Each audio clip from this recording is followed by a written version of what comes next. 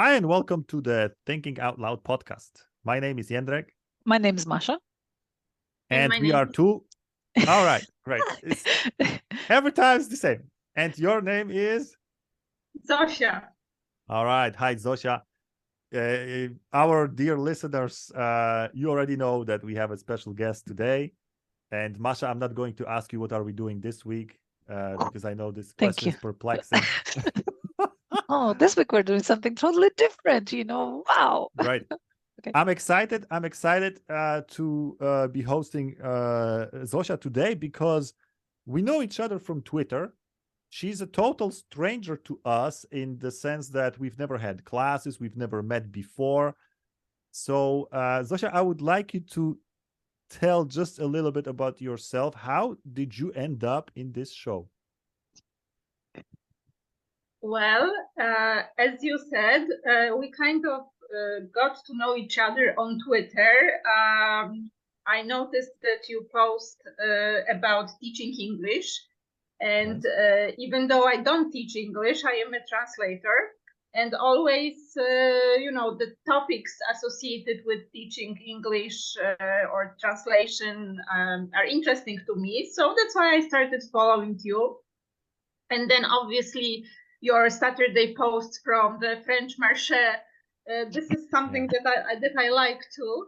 And I guess we sometimes exchanged some views on teaching English or on some phrasing in English, and this is how we got to know each other a little bit.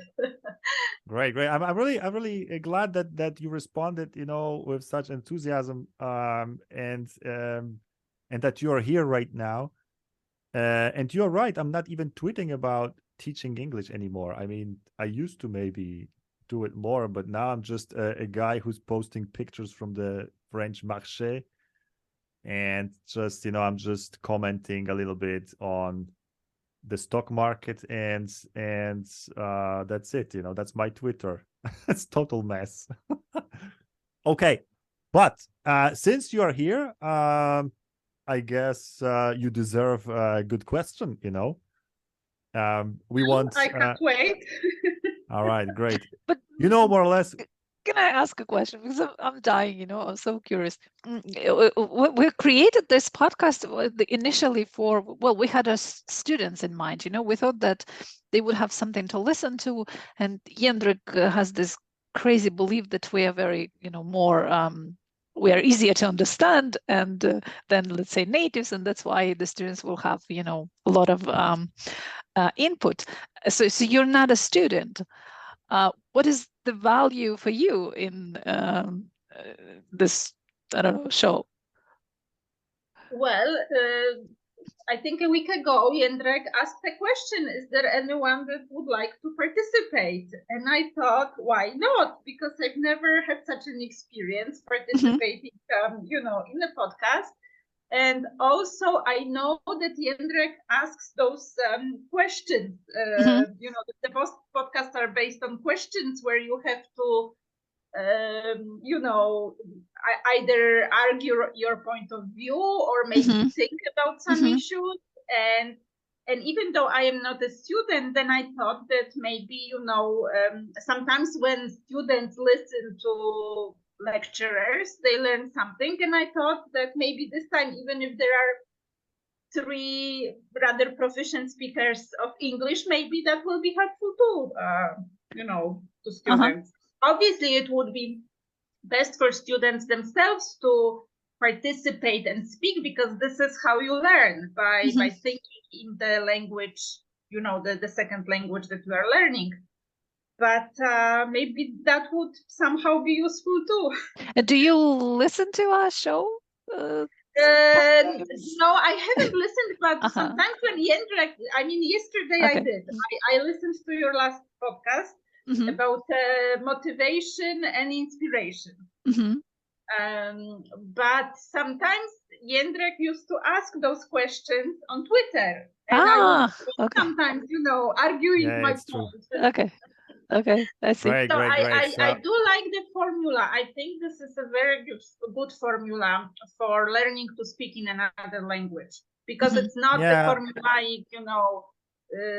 I'll take the bus, or the book is on the table. It forces people, to think in another language and to formulate sentences.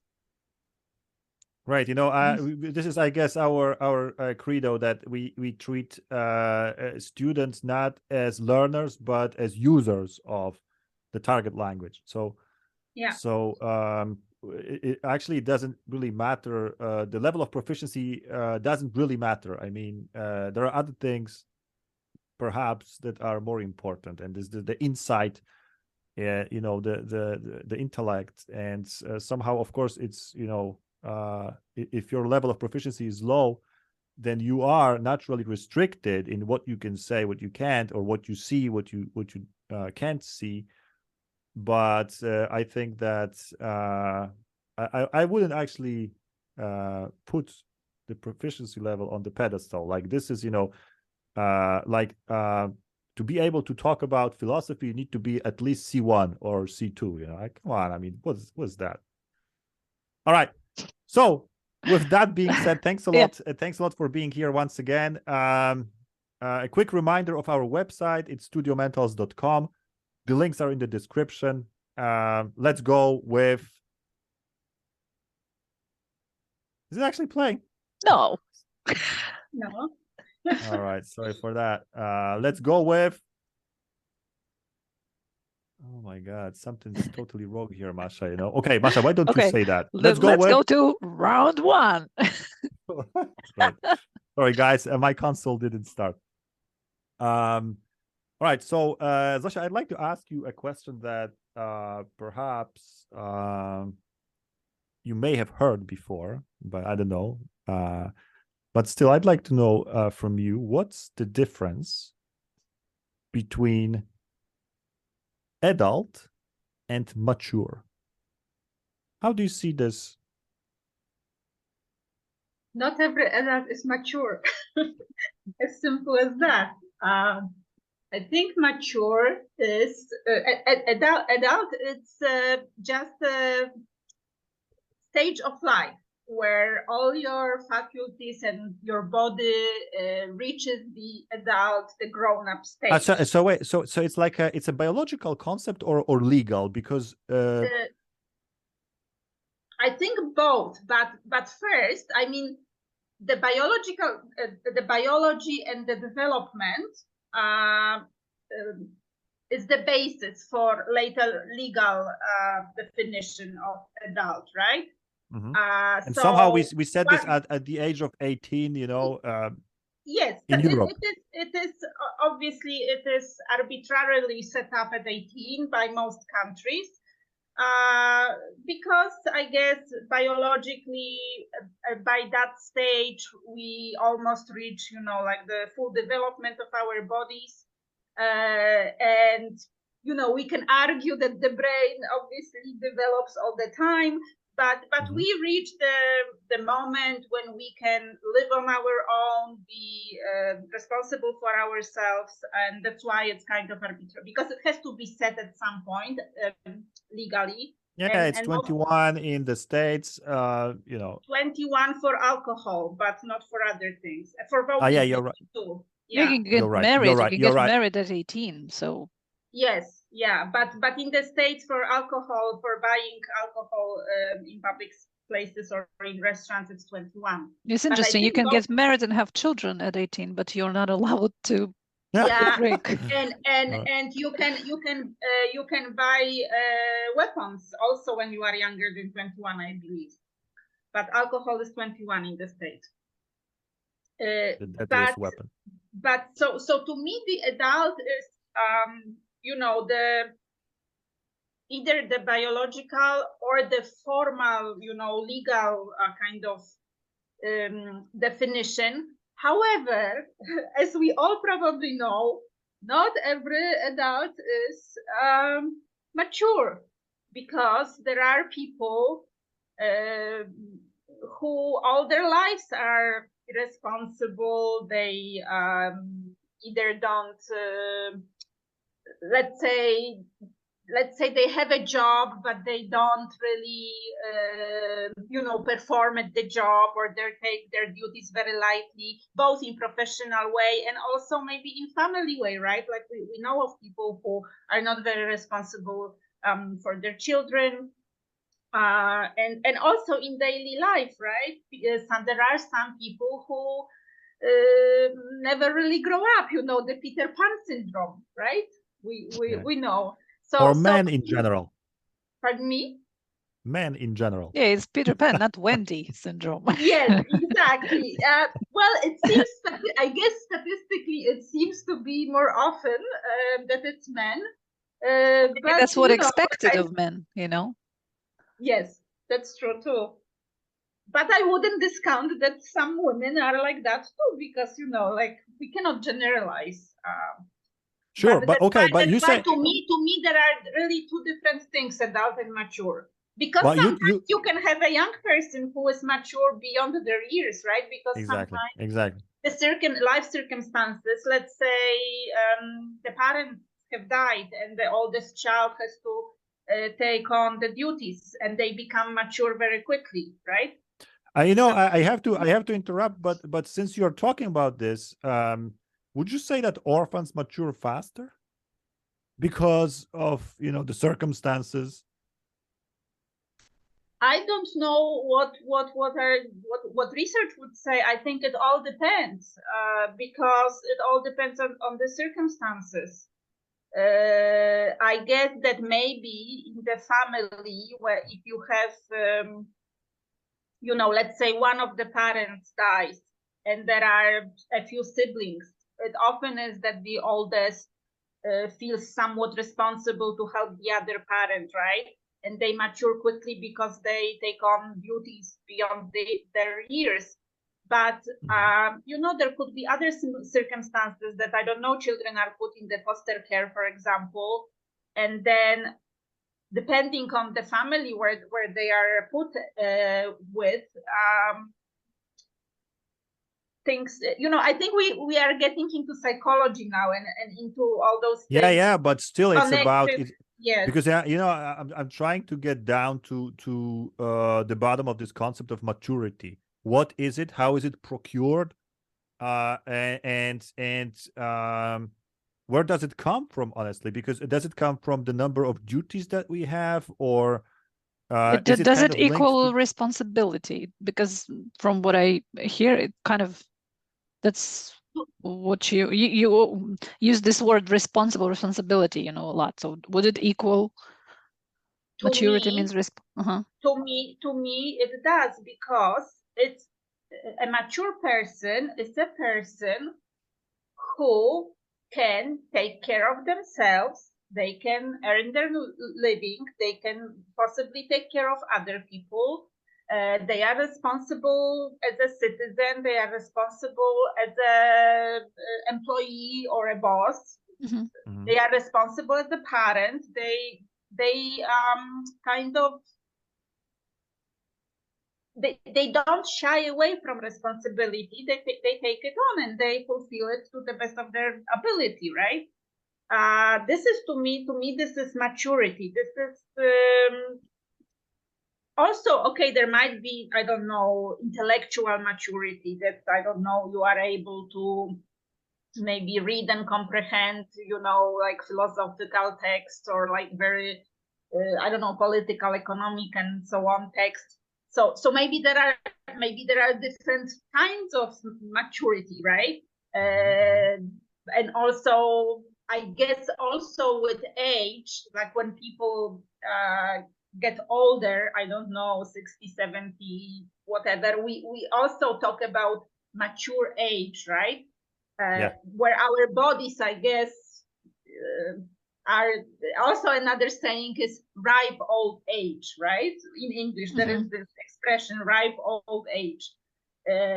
So biologically, maybe it also means, that you are like, how you have like a ripe pear that is very juicy and very, I don't know, almost falling apart. But in a general meaning, when people say adult mature, I think in that very general meaning, that the first connotation that you have, for me at least, is, a mature person is a person who, is responsible and is responsible on the roles that they fulfill, kind of. What is it the role doesn't mean that they are boring or something. They could be fun as well. It doesn't mean that they are boring, but they are. Yeah, exactly. We should link mature doesn't mean like super serious all the time. No, right? no. But what is the role of knowledge in your opinion, and what is the link between knowledge and maturity? Because we have in Poland a high school exam called matura, which is like the exam of maturity. This is what we say. How do you see the link between knowledge and maturity? Is there any at all? It's like the greater the knowledge you have, the more mature you are. Is that how it works? To me, no, because you could be very knowledgeable about something and still behave very responsibly, right? For example, in history, there have been some artists or writers or I don't know, great people who were very great in their field and they knew about it a lot. But they often had, maybe because of their talent and because of their being somewhat different from an average Joe, they often had turbulent lives otherwise, right? Or like family-wise, they were, let's say, they had many partners and like many children, and they were not very good, let's say, fathers or husbands or wives, because it goes both ways. I don't want to say that it's only men, right? So to me, knowledge does not equal maturity. Although I think in Poland, because that exam that we take at 18, around 18, right? Definitely, by the time you are grown up, by the time you reach the maturity kind of, you are expected to possess certain knowledge, right, about the world, and as well, like basic skills in terms of reading, writing, math, because those are the skills that will enable you to be mature in your life. Because if you take a job, any job, whatever, whether it's a cashier at at a grocery store or whether it's a CEO, you need those skills to perform those jobs and to be mature in those jobs, right? Right, great. I was thinking, Masha, having 3 marriages, does it mean if people were married like 3 times, does it mean they are immature? No, it doesn't. It doesn't, because it could be all different circumstances, right? Like you could be widowed, or sometimes, sometimes you get married first when you are very young, and maybe it wasn't well thought through, it was on the spur of the moment. I think it matters how you behave maybe towards the ex-partners, if they are still alive. If you were able maybe to break up somewhat amicably and, with respect to the other person, that means you are mature, even though because, life is life, and maybe somehow, after some time, it turned out that those two people, they don't really work together, right? And they both decide, maybe we should go our own ways. But if it is done, somewhat with respect to the other person, and maturely, like things done properly, legally, and everything, then yes, it also shows that you are mature, because you also maybe reached a difficult decision, maybe a heartbreaking decision, but this is a mature decision, right? Not just, I hate you, so we break up. But but it's a great question. A mature person has to make difficult decisions sometimes too, right? It's a great question, Masha, because it reminded me that we shouldn't put the equal sign between experience and maturity. Yeah, but it Because you should can have a lot of somehow come. It always, for example, let's imagine, I don't know, young 23, 24-year-old man, brilliantly educated, you know, qualified. Nobody would Are you give talking him. about me? Of course, I'm talking about you. You were born, you know, masculine, whatever. I forgot. Yeah.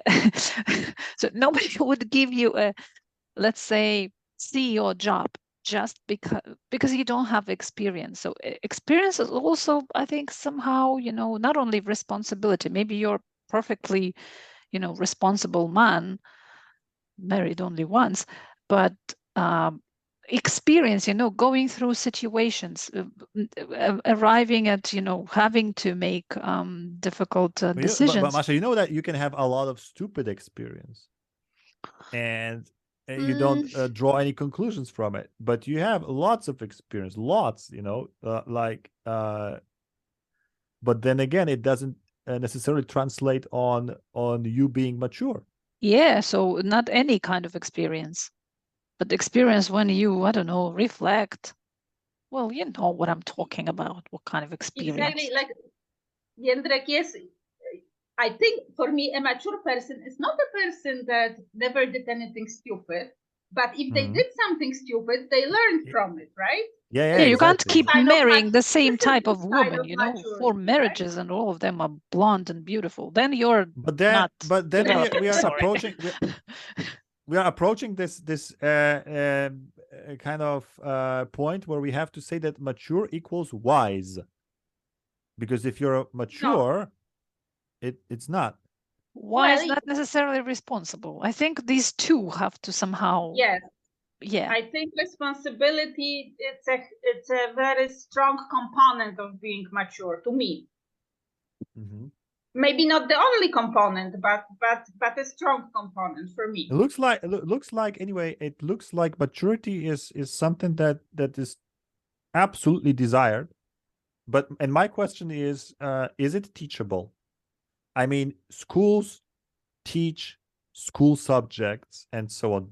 Can they actually teach maturity, or does it simply happen and it's individual and you can't teach it? I think there is a great role of parents here because, you know, obviously appropriate to age of the child. But even starting with a small child, if let's say you teach them that, you know, by the time they are 3 or so, if they play with their toys, by the end of the day, you tell them, you know, but at the end of the day, we have to clean up the toys, put them in the box, right? And you begin teaching them different duties, but because it's not just a task. Yes, a task is one thing, but some duties that, you know, it's your duty when you finish playing, you have to clean your toys or put away your toys. Or I don't know, maybe later when they are older and they have a pet, they have a dog. Oh, I want to have a dog, I want to have a dog. But yes, your duty will be to feed them and to walk them, right? And then the child begins to understand that if I don't feed the dog will be hungry, or maybe will get sick, or will die if they don't eat, right? Or they need to go, they need to go outside for certain purposes and also to get their exercise.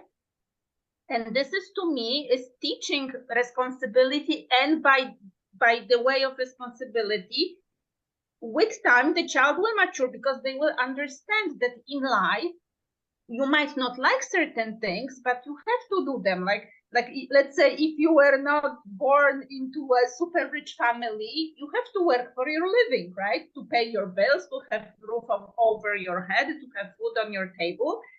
And a person who doesn't understand that, they think that, oh, I'll somehow get by or whatever, you know, I don't know, maybe somebody will give me some money, I'll start you know, crowdfunding for something or whatever.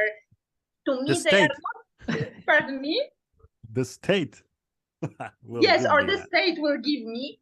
To me, they are not mature, because a mature person also, I think, now it came to my mind that a mature person also values their independence. That yes, I have to do certain things. Maybe I have to get a job. Sometimes it might not be a job of my dreams, but if I have to pay my bills, I need a job. But this also gives me independence, because if I have money, if I can, then I can do whatever I want. I can travel. I can,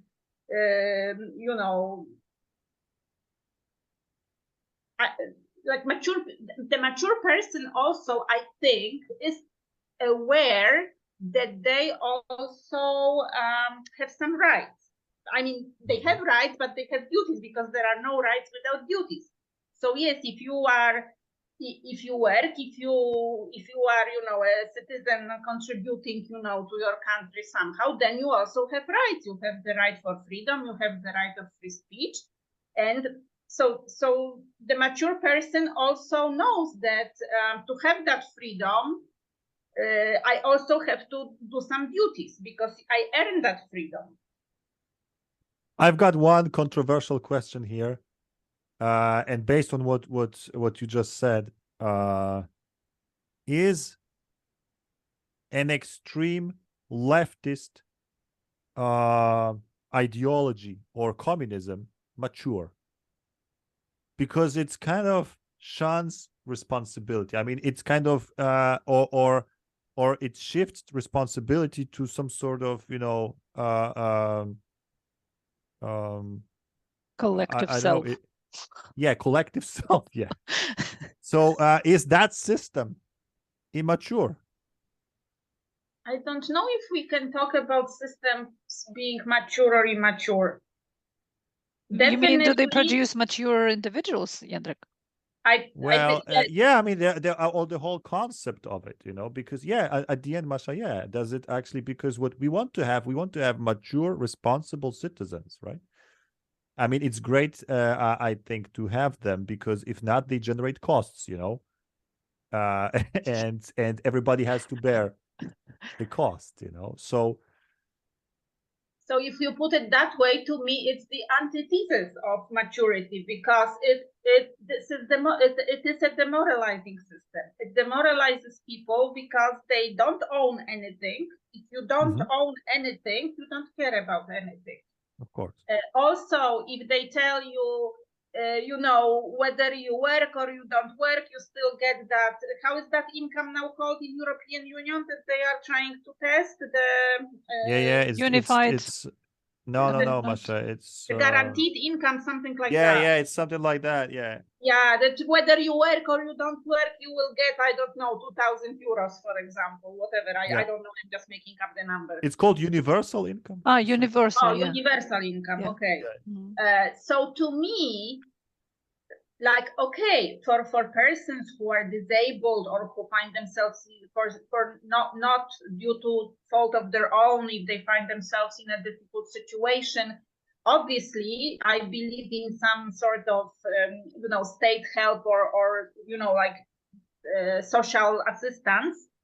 But for young, fully able people, able in their body and their mind, not to be working or somehow contributing and just getting the money for existing, this is demoralizing on all kinds of levels. What if they're looking for themselves? They're looking for their true passion in life. That's what today I hear, a lot. You need to find your true passion.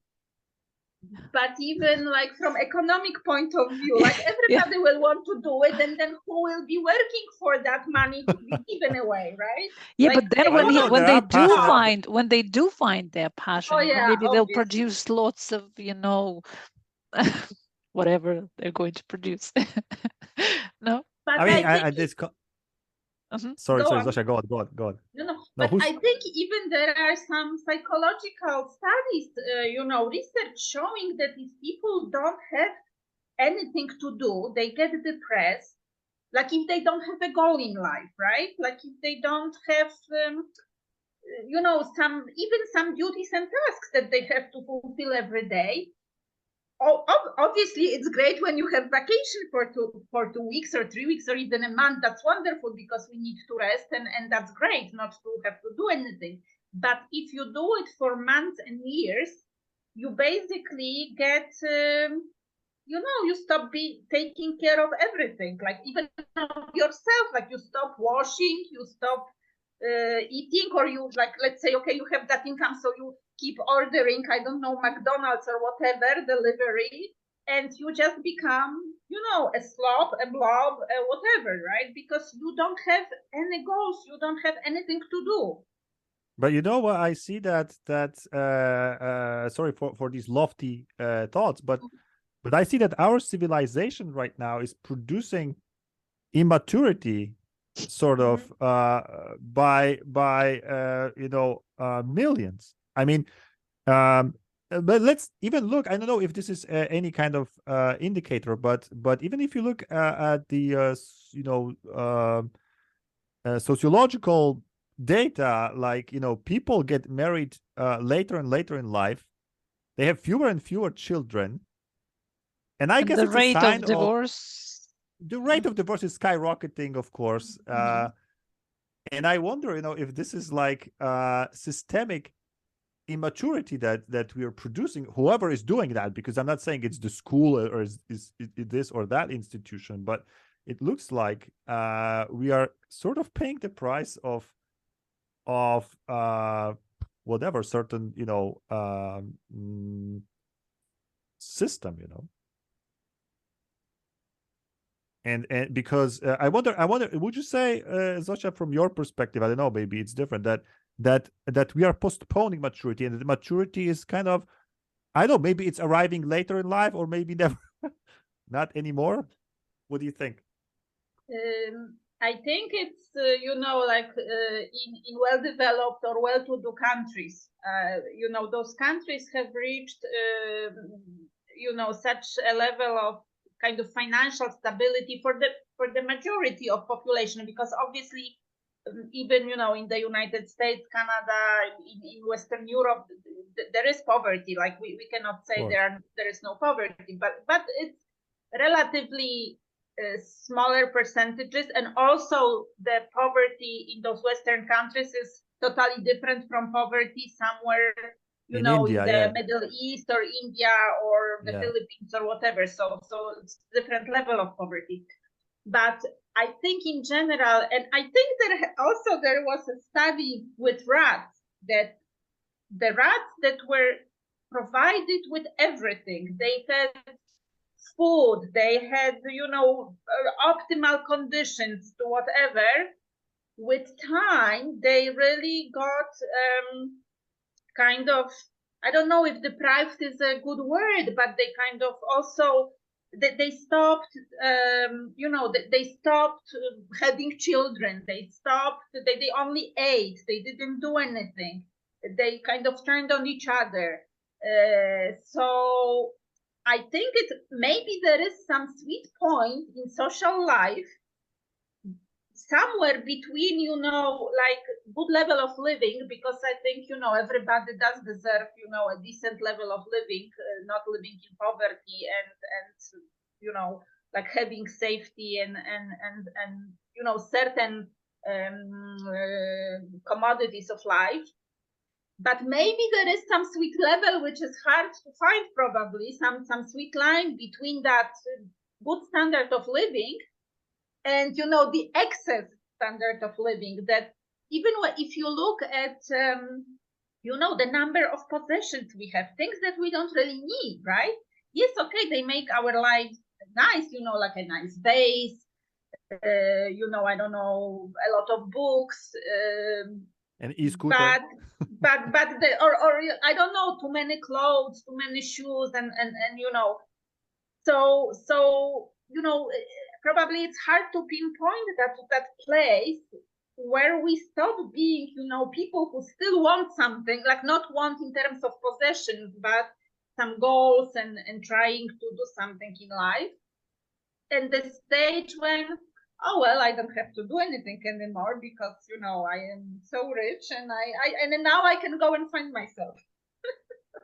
And I can like spend years and years of like oh, maybe I'll be an artist. Oh no, maybe I'll be an engineer, or maybe I'll be this, I'll be that. Because you can only do that if you have some kind of income, steady income, right? Like if you don't have a steady income coming from somewhere, I don't know whether it's from your trust fund, you know, from rich parents or whatever. Because if you are an average person, you have to go to work, and yes, you are lucky if you are doing a work that you like. But a lot of people just have to do some job to like stay afloat and to feed their families, right? So yeah, I guess that when you are so rich that you don't have to worry about every day, then maybe stop maturing. Well, then it doesn't explain, you know, guys like Bill Gates, you know, who are super rich and they continue. I think all billionaires, or you know, the people who are at the top. You're right. They are actually doing more, not less, right?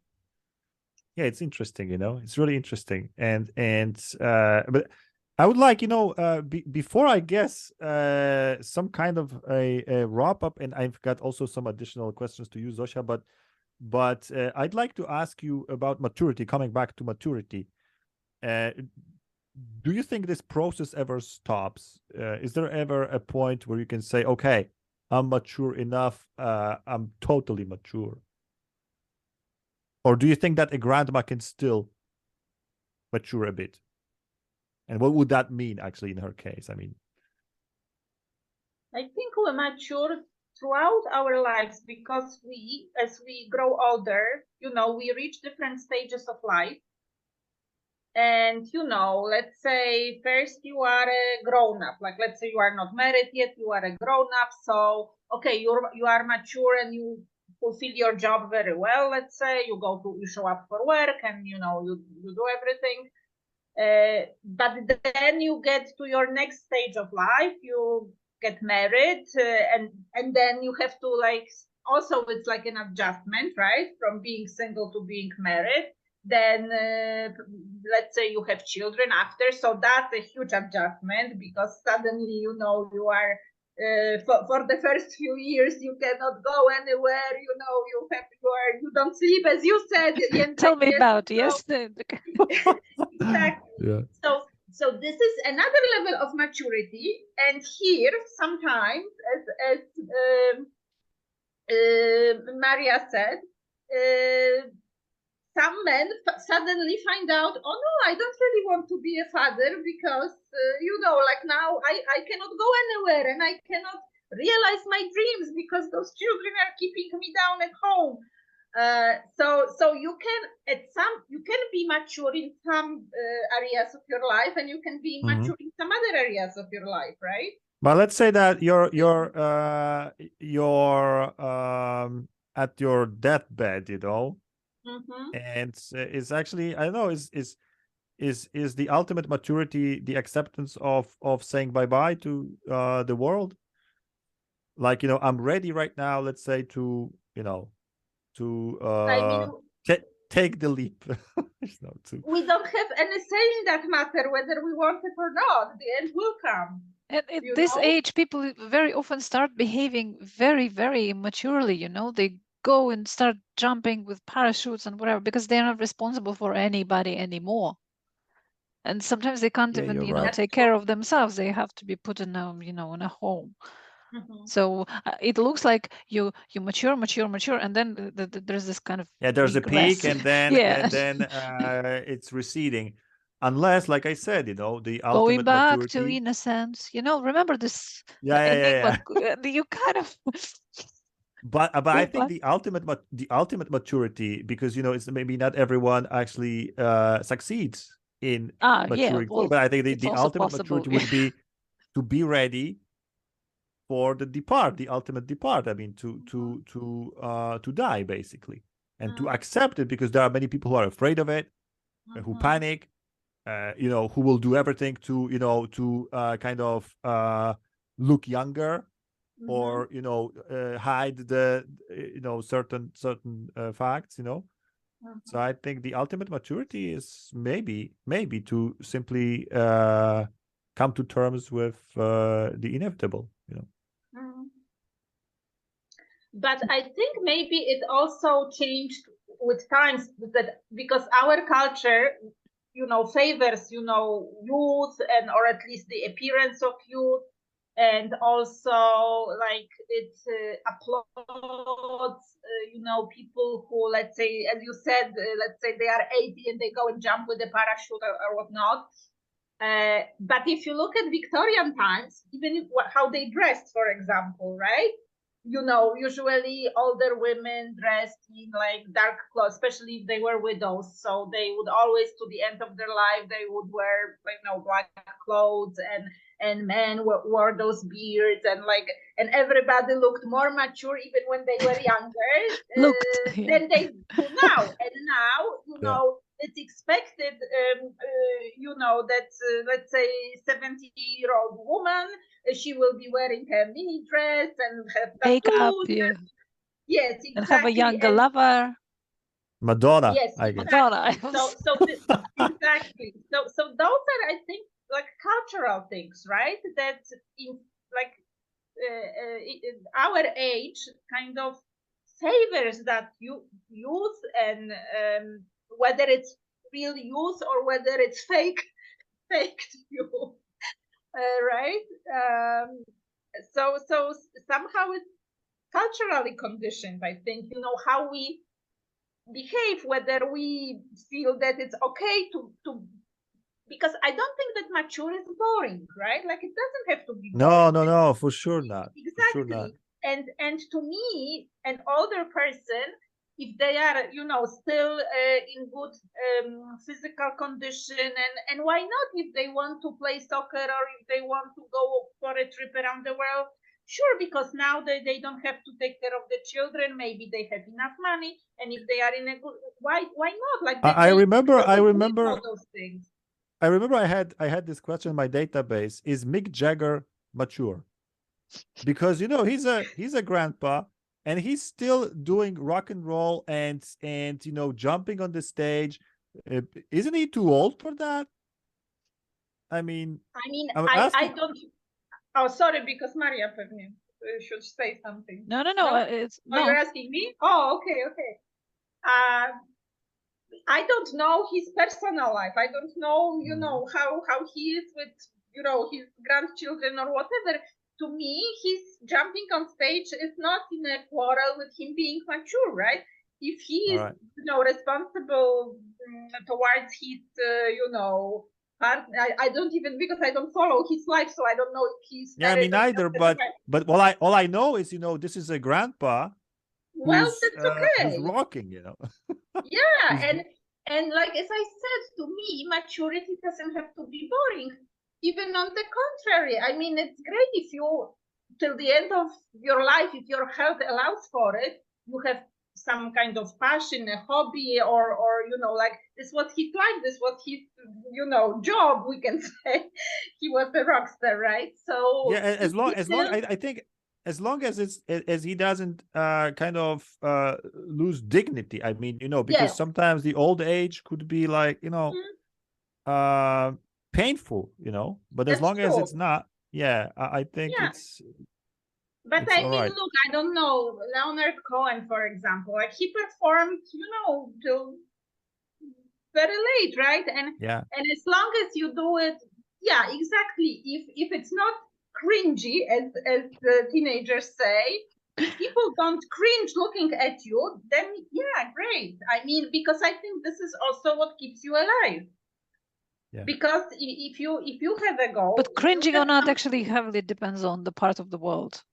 In some parts of the world, people will cringe at even other things.